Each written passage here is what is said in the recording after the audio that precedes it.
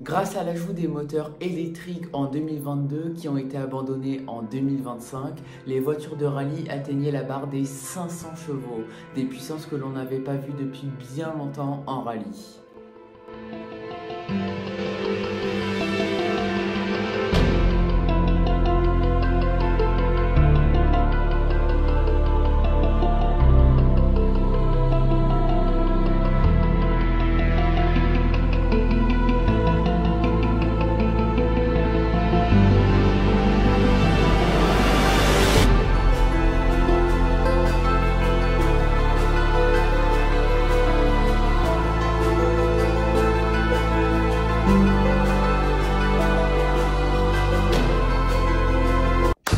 Bonjour chers passionnés de sport automobile, j'espère que vous allez bien, moi ça va très bien et aujourd'hui je vais vous parler d'une catégorie en sport automobile dont je ne vous ai jamais parlé sur cette chaîne YouTube, le rallye.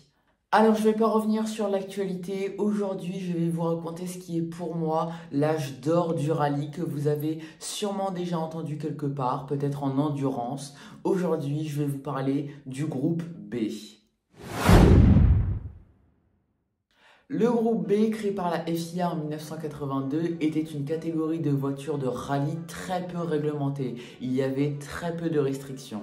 Cette catégorie a marqué particulièrement le championnat du monde des rallyes, où les voitures atteignaient des records de puissance, jusqu'à 600 chevaux, avec des voitures mythiques telles que la Peugeot 205 Turbo 16, ou encore la Audi Quattro, ou encore la Lancia Delta S4. Alors à cette époque, c'était l'âge d'or des voitures, oui, mais c'était aussi l'âge d'or des pilotes. Il y avait Harry Vatanen, Michèle Mouton, la seule femme du groupe B, ou encore Walter Röhrl. Alors vous doutez bien qu'avec tout ça, les spectateurs affluaient au bord des routes pour voir leurs pilotes et leurs voitures favorites, ce qui rendait la discipline très dangereuse. 1982 est la première année du groupe B, mais cette année-là, seulement 2 constructeurs répondent à la réglementation du groupe B, Citroën et Lancia, qui s'engagent dans le groupe B avec la descendante directe des Lancia Monte Carlo du groupe 5, championne du monde en 1979, 1980 et 1981. La Lancia 037 qui est déjà très ambitieuse à l'époque.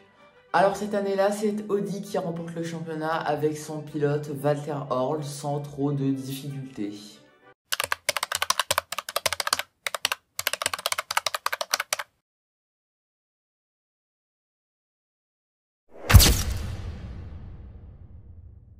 En 1983, Audi remet son titre en jeu, mais cette fois-ci, tous les constructeurs répondent à la réglementation du groupe B. Audi, Renault, Toyota, Ford ou encore Lancia qui cette année a une voiture très redoutable, la 037 à propulsion. Je précise ça parce que ça va être très important pour la suite. Et petite cerise sur le gâteau cette année-là pour Lancia puisqu'ils ont réussi à recruter le champion du monde en titre, Walter Röhrl, qui sera associé avec le pilote Marco Allen. Le premier rallye de la saison se déroule comme d'habitude à Monte Carlo et on peut dire que ça commence déjà un petit peu mal pour Lancia puisque la 037 à propulsion est à l'aise sur l'asphalte, sur le sec et malheureusement pour eux cette année-là, eh bien il a un petit peu neigé à Monte Carlo. Ah! Alors Lancia, un petit peu futé, va venir avec des dizaines de camions remplis de sacs de sable qui vont étaler sur tout le tracé afin de faire fondre la neige. Alors ça, c'est très tordu, mais bougrement intelligent.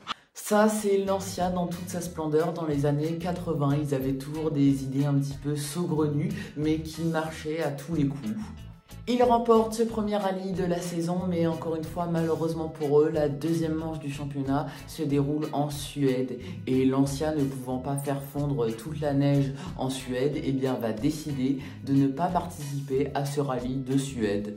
Ils ont jugé qu'ils étaient trop désavantagés et du coup, ils ont décidé de ne pas participer, ce qui a laissé le champ libre à Audi. C'est le pilote Hannu Mikkola qui remporte ce rallye de Suède. Par la suite, les pannes mécaniques de Audi leur ont coûté cher, mais aussi les erreurs des mécaniciens, le bouchon du réservoir mal fermé en graisse, ou encore quelques rallyes plus tard, le capot mal fermé de Hannu Mikkola qui provoque un problème de radiateur le poussant à abandonner. À la mi-saison, Lancia a remporté 4 rallyes contre 2 pour Audi, mais Audi apporte une nouvelle version de la Audi Quattro, une version plus puissante, plus légère, et c'est Anne Nicolas qui parvient à décrocher le titre pilote, tandis que Lancia parvient quand même à décrocher le titre constructeur. C'est par la même occasion le dernier titre d'une voiture à propulsion en rallye. En 1984, Walter Röhrl signe chez Audi et cette année-là, Lancia montre ses limites et se fait largement dominer par la Audi Quattro de 450 chevaux qui remporte le championnat pilote et constructeur. Mais en fin d'année, Audi va connaître un concurrent de taille, Peugeot. Fin des années 70, Peugeot va mal. Beaucoup de leurs modèles se sont très mal vendus et le rachat de Chrysler Europe n'a pas été un cadeau pour eux. Alors, le dirigeant du groupe, Jean Boyau, va choisir la compétition automobile pour promouvoir son nouveau modèle, la 205. Il recrute un certain Jean Todt pour diriger l'équipe et c'est lui qui va s'organiser pour faire de la 205 une véritable voiture de rallye. Tous les espoirs de Peugeot sont reposés sur cette voiture, la 205 Turbo 16. L'objectif est simple, remporter le groupe B pour promouvoir au maximum ce nouveau modèle. Peugeot s'engage en groupe B en plein milieu de la saison 84 avec 2 pilotes, Jean-Pierre Nicolas et Harry Vatanen. Et la voiture est tout simplement un monstre, elle fait 30 chevaux de plus que l'Audi. Peugeot remporte 3 des 4 dernières courses de la saison 1984. C'est tout simplement une révélation pour Jean Todt qui est très confiant pour l'année suivante. 1985, Peugeot apporte une nouvelle version de la 205, l'Evo 2, qui fait des départs arrêtés tout simplement fabuleux.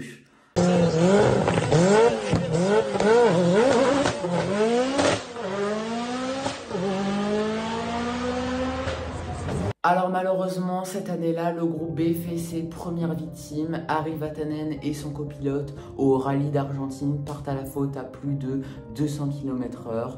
Vatanen est transféré en hélicoptère à l'hôpital le plus proche. Il fera plusieurs arrêts cardiaques en vol, mais réussit tout de même à survivre.